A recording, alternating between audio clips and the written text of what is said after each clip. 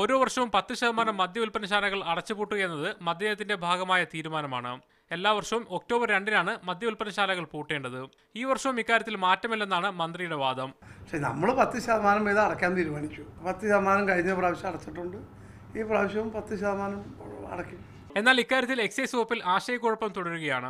Beverage കോർപ്പറേഷന്റെ 34 വിൽപ്പനശാലകളും consumer ഫെഡിന്റെ 4 വിൽപ്പനശാലകളും ഓരോ വർഷവും പൂട്ടേണ്ടതാണ്. കഴിഞ്ഞ വർഷം 34 വിൽപ്പനശാലകൾ ബിവറേജ് കോർപ്പറേഷൻ പൂട്ടി. അതോടൊപ്പം ദേശീയപാതയ്ക്കടുത്തുള്ള 12 എണ്ണം കൂടി പൂട്ടിയിരുന്നു. ദേശീയപാതയ്ക്കരികിലുള്ള മദ്യവിൽപ്പനശാലകൾ മാറ്റിസ്ഥാപിക്കണമെന്ന ഹൈക്കോടതി വിധിയും ജനങ്ങളുടെ എതിർപ്പുമായിരുന്നു ഇതിന് കാരണം. അതുകൊണ്ട് ഇത്തവണ 22 എണ്ണം പൂട്ടിയാൽ മതിയെന്നാണ് എക്സൈസ് വകുപ്പിന്റെ ഉദ്യോഗസ്ഥർ പറയുന്നത്. എന്നാൽ ഇക്കാര്യം ഡയറക്ടർ ബോർഡ് കൂടി തീരുമാനമെടുത്തിട്ടില്ല. ഏതൊക്കെ വിൽപ്പനശാലകളാണെന്നതിലും തീരുമാനമെടുക്കണം. ഇവിടുത്തെ ജീവനക്കാരെ മറ്റു സ്ഥലങ്ങളിലേക്ക് മാറ്റി ഉത്തരവും തയ്യാറാക്കണം. വിൽപ്പനശാല പൂട്ടാൻ 2 ദിവസം മാത്രം ബാക്കി നിൽക്കെ നടപടിക്രമങ്ങളൊന്നും വകുപ്പിൽ പൂർത്തിയായിട്ടില്ല.